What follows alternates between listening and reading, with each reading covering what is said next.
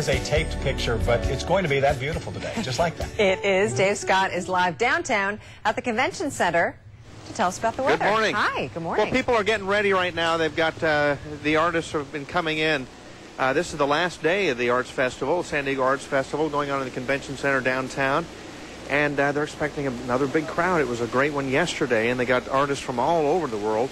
And we're going to take a look at some of the art in just a little while and meet a man who sort of gave up the conventional life, was behind a desk pushing paper all day, and he said, that's it. So up and he leaves, and he goes around the world with a little camera. And now he's making a living. You can do it too. We'll find out how in just a minute. There are many things that we call art. If you just take a different view of things, that right there is art, and that's what you're looking at. This is, you stretch out your hands in color, and you take a camera, and you take a couple of clicks, and you end up with something like this. And the man behind these photographs is here with us. And sir, good morning. How are you? Hey, Dave. How are you this morning? You know, I'm doing good, especially when I get to see stuff like this. Give me your name. Let everybody know who you are, because we're just getting to meet now. He's just kind of come outside here with all these photographs. Well, I appreciate the interest, and it's exciting to be here in San Diego. My name is Greg Davis. I'm a world travel photographer from Austin, Texas. And 3 years ago, I quit my job, sold everything I own. I worked for Hewlett-Packard as a sales rep, and I said, you know what, something doesn't feel right. I'm out. I sold everything I owned. I traveled around the world for 1 year with a $400 camera and no training as a photographer. And out comes this gift. So I've been doing this less than 2 years based on those photos from this trip. Now, you worked for Hewlett-Packard. Now this is just a question. Dave and Kristen, you probably have the same question.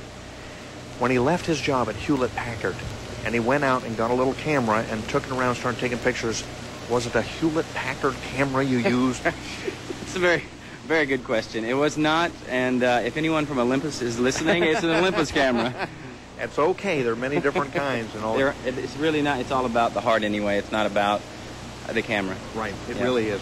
Now, talk about this. These are two hands. One's green and one's blue. This surface is my #1 image. It is a blanket weaver from Vietnam. This woman had one green and one blue hand. She was a full traditional dressed woman from the northern mountains of Vietnam, Black Hmong villager. And I asked this woman, you know, not speaking English, what is on your hands? And she told me, I knit, and this is dye. I never saw her do it, but this is surfaced as my #1 image, and I plan on returning to Vietnam in 3 years and find this woman and write a book about the hope that we all find our gift, the quest to find a woman based on a photograph of her hands and the human story behind who the blanket weaver is. That's beautiful. And, you know, she spends her whole life, and the dye just rubs off, and I wonder if her hands are like that 24 hours a day. Yeah, I think so. That's what I intend to do, is to go back and find her and answer some of these mysteries that are involved in this. Like, what is it that she wears on her finger? I've always called it a key ring, but I had a military man the other day this might be a pull pin on a grenade. Oh. So, now, and then you have this one over here, Greg, and this is a water buffalo in Laos, and this one, they're covered with mud. It's going to take some cleaning to get that one all. You know, I was in Thailand during the tsunami in 2004, and was lucky enough not to be in the strike zone down south. I was in Bangkok, but as soon as the tsunami hit, it was kind of mad over there and insane, and I just kind of decided to go north, and I went into Laos, and the rains came through, and this shot was taken after the rains came through Laos, and the water buffalo had found a little spot in the rice paddies to make their home for the day, and I call this one Choice. So, you know, I get the feeling this was the right move.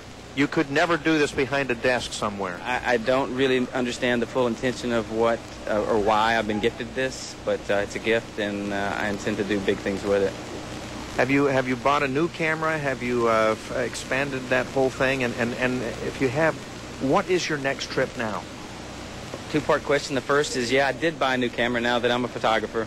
I took my old camera that took these photographs, the $400 camera, and the big one to Morocco and Spain this summer. And the little camera captured one of my new most compelling images that you'll have to come down to San Diego Convention Center today to check out if you'd like. But it's a picture of, well, I'll save it. Come by and see me. That's a good idea.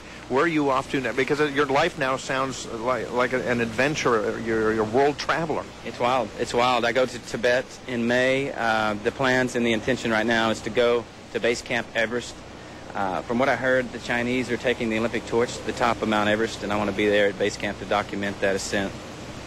Wow, what a life. Dave and Kristen, Dave, imagine that. Just think, you know, you're sitting at your desk right now, Dave. Yep. Kristen, you're sitting there next to Dave. But you could be...